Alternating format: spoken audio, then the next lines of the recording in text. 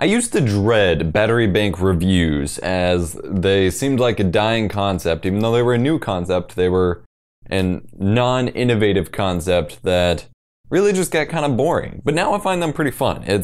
The main concept itself stays the same, but it's interesting to see how different companies try to put a new spin on it and try to make it more interesting when, generally speaking, there's only one number you should care about, which is the milliamp hour storage inside of the bank. The OLALA, or OLALA, I honestly don't know how to say this company name. This is now the second product, or second or third product from them I've reviewed.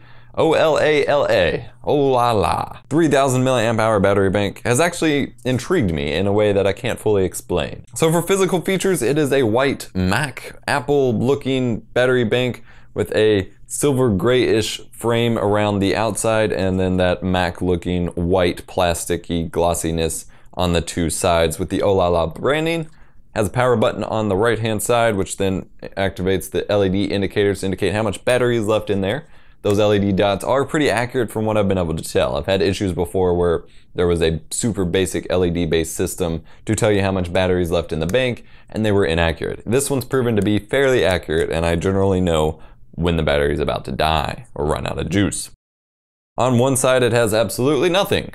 On the other it has the micro USB in port for charging the battery bank itself, a standard USB out port for charging your devices, and then it actually has a built-in, which is kind of cool, micro USB cable. Now it's only like an inch or maybe 2 inches or an inch and a half long, but then it fits into the micro USB port of your phone. Something that might actually be, I couldn't find my phone. Something that might actually be useful for some people or important to know, it certainly was for me, is I run the OtterBox case on my Samsung Galaxy S4 here, and rarely ever can I plug anything other than a standard USB cable into the port because the case blocks off so much around the micro USB port that I can't fit much in there. That's why I don't do a whole lot of mobile recording because the HDMI adapter for my phone doesn't actually fit in there. But despite the fact that the head for this micro USB connection actually looks pretty thick, that's not a joke or innuendo, it actually fits in under the case almost exactly. Like there's barely any wiggle room, but it fits and it charges my phone. It's thin, it's lightweight, super portable,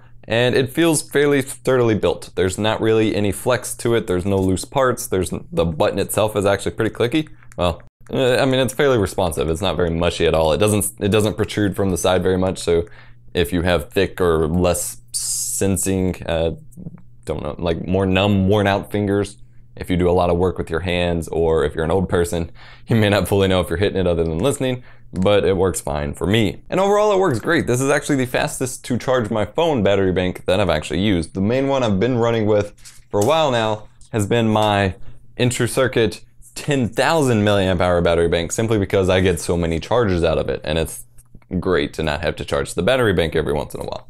However, this one actually charges my phone much faster and I haven't entirely been able to figure out why. I use my PortaPow USB monitor to try to determine the difference in speeds coming out of this battery bank to my Samsung Galaxy S4.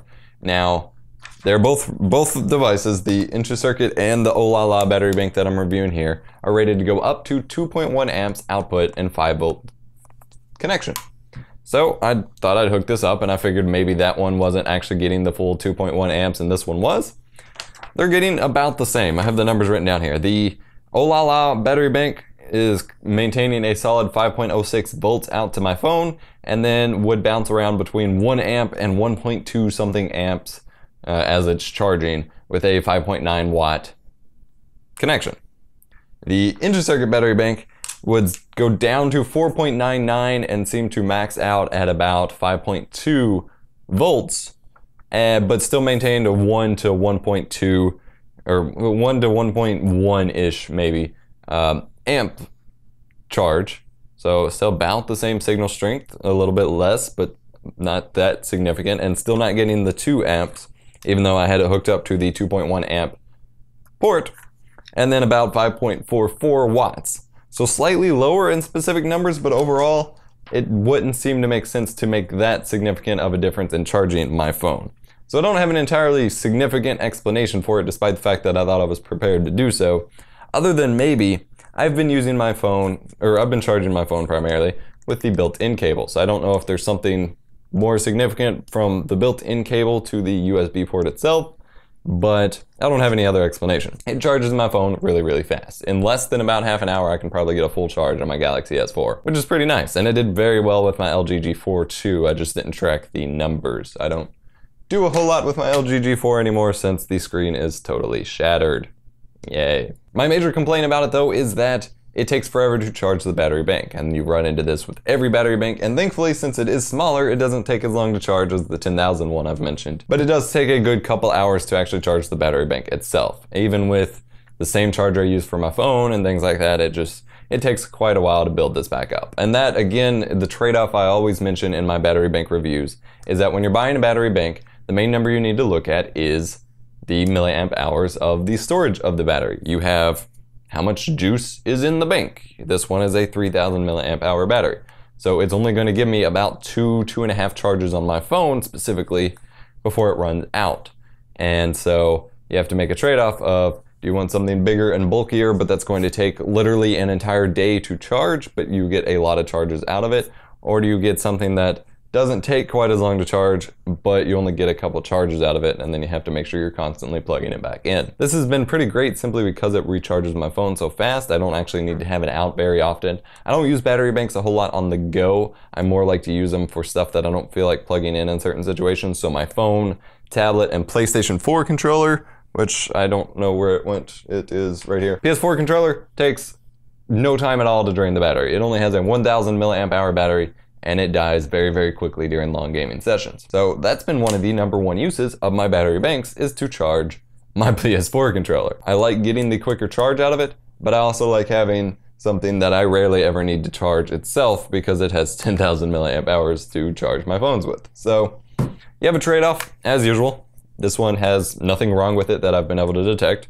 It's small, it's portable, it charges fast, takes a little while to charge, and is a very small battery, but it does the job. Thank you for watching my review of the OLALA 3000 milliamp hour battery bank. Link to this will of course be in the description below. Down in the description below you can find links to our Patreon campaign where you can get early access to our videos by giving us a small monthly contribution. You can check out TUBEBUDDY, which has specifically made getting that early access system set up a lot better with a new update they've added. It's a YouTube extension that adds a whole lot more functionality and control to your YouTube experience. You can check out, and that's not really a paid spot, I just wanted to mention it since I have the shirt on and I may have just hit my mic, I apologize. Check out our social media pages, our vlog channel. We've been doing lots of new vlogs as I've been moving into the new office and studio space in my apartment, and check out lots of other stuff. Smash that like button if you liked it, dislike if you disliked it. I will cry myself to sleep if you do so, just kidding. And subscribe to the channel for more awesome videos like this one. Let me know what your favorite feature about battery banks are. What makes your purchase decision for a battery bank? Or if you haven't bought one yet, what feature are you looking for before you buy one? Thanks for watching. See you next time. Insert outro here. Yeah.